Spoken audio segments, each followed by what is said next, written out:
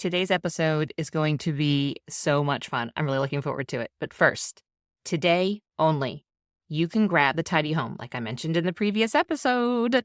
And so once you grab and join the Tidy Home, when you do it today, by today, you'll get a free one-on-one session with me. Now, tell me if this sounds like you. You find something really amazing and you know that it's going to help you in your home. Maybe it's just a freebie little checklist, or maybe it is something grand and you have a ton of motivation. You're just super motivated to do it. And so you go ahead and you get that thing and then you sit on it. Well, that I don't want you to do. That is the opposite of what I want you to do. I want you to join the Tidy Home because I know that it works. And I know that when you actually do the little bit of work that I'm going to guide you along with, then you can put this system into place and you can have your chores and your cleaning done, and it does not have to be anything stressful. And so that is also why I want to offer this right now, this special deal for Memorial Day, is that I want to help you get your system in place, and then all you need to do is just do it. All you need to do is wipe down the kitchen counters or clean up the dishes or get the vacuuming done. I really wish I could come over and do that for you and help you along with that, but there's probably a lot of miles between you and I. So this is the next best thing. So from now, basically until the end of today, until midnight tonight, you can join at littlebylittlehomeschool.com/tidyhome. The link will also be in the show notes. So when you join before midnight tonight, you get that one-on-one session with me, and I'll have my eyes on your system. We can start at any point that you need help with, and I want to give you the encouragement. I want to inspire you that you can do it and answer all of your questions. So make sure you head over to littlebylittlehomeschool.com/tidyhome. But today, let's dive into the different types of homeschool moms, and we'll find out which one are you. Welcome to Little by Little Homeschool Podcast, where you'll learn tips and strategies that will empower you to home educate your children. I'm Leigh Nguyen, a homeschool mom of over 12 years, which includes 2 graduates. When I started homeschooling, I was pretty much on my own and was desperate for encouragement and help. My mission is to be a source of encouragement and help to you. Whether you are just beginning your homeschool journey or you're deep into the homeschool lifestyle, Little by Little Homeschool wants to help you stay the course, because all the time you are investing into your children is completely worth it. If you're ready to take your homeschool to new levels, keep listening. Homeschool moms' personalities can come in all kinds of shapes and sizes and focuses and devotions. However, even though they can come in just such a variety and a different combination, I love that when homeschool moms get together, there's always a commonality that we can find. Even if you homeschool in a completely different way, or you have a completely different family culture, or the amount of kids is vastly different. It doesn't matter. There's always that commonality, which I think is so amazing in the homeschool community. But your personality can be very different than other homeschool moms. And that is the beauty of the uniqueness, the way that God has created us, every individual just a little bit different or very different. And I think we really need to embrace that difference in our personalities. This does not mean that we embrace our sinful bent, our sinful traits. We don't embrace the fact that we have a short temper. No, we ask God to work on that. But what I'm talking about is embracing just the goodness of maybe the joy that you have, or just the quirkiness that you have. There is just something so special in that. And it's so fun to see how different and also similar you can be with other homeschool moms, and then how that carries out into your homeschool. I used to be really self-conscious about my personality type when it came to homeschool. If I was a homeschool mom that was super driven and organized, which hint, hint, I was in the very beginning, doesn't mean that I'm not driven and organized now, but I would feel less than when I was around a mom who seemed just more free, just more carefree, and wasn't stressing out about things. Now, time has changed my personality, and I know that that's something that is good. As we go along, we still at the core are still bit of ourselves. I still have that rebelliousness within me that I want to go and walk to the beat of my own drum and walk in the opposite direction of the crowd. And I don't think that's necessarily a bad thing, but our personalities change. We grow in wisdom, we go in just strength and in our understanding and awareness of our place in motherhood. And there's a lot of sanctification that goes along with that as well. And so I've accepted that this is the way my personality is. And I hope by the end of this episode, if you are feeling on the fence as to whether your personality, the way that you lean towards with homeschool, if it is a good thing or a bad thing, I hope that you're feeling really good and solid about where you are and feeling confident in who you are and how that carries out into the way that you homeschool and mother your children. So you get to benefit today from this episode, from my feeling of inadequacy. And I'm going to give you today a few major types of homeschool moms. Now, this list is not exhaustive, and you can definitely find yourself as a combination of different moms, and you might find that the different types of moms, you might grow from one to another. I can definitely see that in myself, and I don't think there's anything wrong with that, but I just thought this would be a fun episode to do today to kind of kick off the unofficial start of summer here with Memorial Day. Let's go with the first one here, and I have called this drum roll, which is not shocking at all. It's just kind of a funny drum roll here, but the type A homeschool mom. And it is a big personality that we often think of just overall as far as types of personalities. But what does this look like when it comes to homeschool? Well, a type A homeschool mom she's going to plan everything, or she's going to be very meticulous about following the plans and the lessons that her curriculum or resources have set out. She's probably always prepared, and you'll probably find that the type A homeschool mom, if there is a day of homeschool that is missed, she will make sure that it is made up for. So if there was, say, dentist appointments one day, well, we don't just kind of skip that. We might end up doing school on Saturday or in the evenings or tack that on to the end of the year to make sure she gets her full 180 days. Now, I'm not saying to go against your homeschool state regulations or anything, but it's just the type of personality that goes along with this type of homeschool mom. Now, part of her type A can also be a big focus on relationships.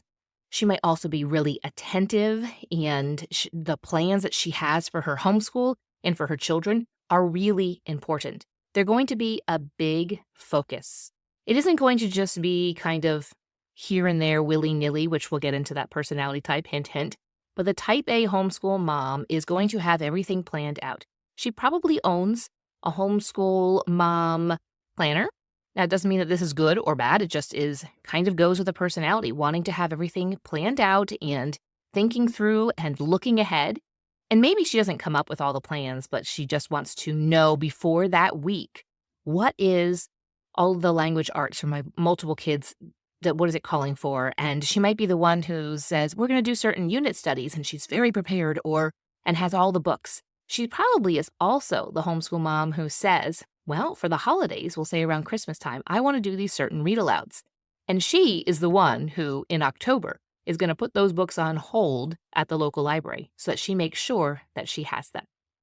The second homeschool mom type, I'm going to call her, she flies by the seat of her pants. And it can sometimes look like it's the opposite of the type A, but it doesn't mean that the flying by the seat of her pants does not mean that she's not intentional. That's not what I'm saying at all, but you could probably find that the homeschool mom that flies by the seat of her pants she often leans towards creativity. She might lean towards creativity in other areas of her life, and therefore that just carries over into homeschool. And that's the point of all of this. You will notice that your personality in a lot of other areas, especially if you are a mom who is just thinking about homeschooling, you might be like, I wonder what kind of homeschool mom I'm going to be. Well, you're going to be the homeschool mom that you are already in different areas of your life. So think about the way that you take care of your home, or the way that you relate to others and your friendships, and just kind of what your go-to is. That's what you'll find with the homeschool as well. So again, the fly by the seat of your pants, she's often creative. She might be adventurous, very willing possibly to ditch the textbooks and the resources and go out on an adventure, go out hiking, and you might find them out of the home more than you might find a homeschool mom, possibly. Again, I'm not pigeonholing anybody, but you might find a type A homeschool mom home more often, making sure that we meet all of the guidelines and the deadlines that she has set up, and wanting to be very meticulous. And the fly by the seat of her pants might think, well, we'll get to it. My kid can read, or they will read. It'll be okay. And let's go out on an adventure instead. Again, these can seem very much different, but you can also have a little bit of each one. You might wake up some days and find yourself a type A, and you might wake up some other days and find yourself a fly by the seat of your pants. But these are just kind of broad categories. Again, you can find yourself a mixture of them. The third type of homeschool mom that I tend to see is the overthinker. Tell me if this rings a bell. You will spend hours upon hours and days upon days and weeks and months researching and analyzing and looking at the pros and cons of every single bit of curriculum. You will take so much time overthinking that you might not actually take the plunge and just pick one. Not knowing that it's okay just to pick a math curriculum. You don't know it's going to work until it works. Sometimes the analysis paralysis will hit the overthinker, and you feel like if I don't get the best blank, and we can throw in, say, history curriculum, then it isn't worth it. It's not going to work. It's going to fail. And sometimes this overthinker can get stuck in that research phase and not actually carrying through with just choosing something and just doing it, knowing that, guess what? There is no perfect curriculum out there. There is sometimes just what you're using and what you're not using. Now, if what you're using is going terribly, then that is not even close to a good curriculum for you. But the overthinker can get themselves into analysis paralysis and stay frozen there. I don't want you to stay frozen there. That's the point of this, though. It's okay to spend time and to research, and I think that's really good to spend some time in looking into the various curriculum, especially if you are just beginning your homeschool journey or in the first couple of years. I find that a lot of homeschool moms, after a while, they know what they want and they know what they don't want, and it's very easy to analyze what's going to work and what's not going to work. So if you are an overthinker, you are probably somewhere in maybe the first 5 or so years of your homeschool. And the overthinker, the downside to it is this, that you get frozen. And sometimes the overthinker, though, will purchase so much curriculum because this looks great and that looks great. Oh, look at that too. Oh my goodness, I have got to have that. That's the shiny object syndrome right there. And sometimes you will find yourself as the overthinker, not necessarily in a paralysis or frozen with swiping that credit card, but you are swiping that credit card way too many times and there is curriculum showing up all year long and you have boxes of curriculum, you have bookshelves full of curriculum, and that can also get you into a frozen state of mind and analysis paralysis. Well, I guess just the paralysis part of that is that it all is just too much. It all looks so good and you don't know where to start. The fourth homeschool mom that I tend to run into is the sprinter, is what I'm going to call her. She's great at sprints. There's nothing wrong with sprints. However, when I'm saying the sprinter, the opposite would be maybe a marathon runner. A sprinter is going to just hurry up. They're going to grab all of this stuff. They're going to grab the curriculum. They start off maybe their homeschooling journey overall from the beginning, just high on life. And yeah, we're going to get it, guys. This is going to be so good. And so enthusiastic and so excited about homeschooling. And then they burn out. Or you might find yourself just doing that every single year. Now, we all get really excited at the beginning of the homeschool year, and that's totally justifiable. But as the year goes on, the sprinter is going to burn out. They will start out super strong, say September 1st, and September and October are going really good. And then the cold weather kind of starts to hit, the gray skies, and it's just kind of downhill from right there. And it's really hard for the sprinter sometimes to put on their big girl pants and just do what you have to do. So the sprinter, I love their enthusiasm and their excitement. However, the sprinter sometimes often has to then deal with, what do I do when I burn out? And so for the sprinter, I would suggest just having that high, understanding that that low is going to come. But what do you do when that low hits? Maybe start off with that high just a little bit down lower, a little bit more tempered, but it might be your personality just to be like a big personality. And I'm not saying you need to deny that part of your personality, but maybe just kind of start off a little bit slower so that you can maintain and you don't burn out. The fifth homeschool mom personality that I often run into is the focused homeschool mom. This is the homeschool mom that herself or her husband or their entire family, my extended family, are very intellectual. I don't want to say brainiacs because that sounds like a bad term, or nerdy. That sounds like a negative term, but like the focused homeschool mom is really wanting to spend a lot of time on rigorous academics. Intellectual conversations, intellectual opportunities, we'll say, are really important to the focused mom. She wants them possibly to get an Ivy League education. She wants them to reach this and maybe get PhDs and on and on. And there's nothing, again, wrong or right either way about this. It just is how she is inclined.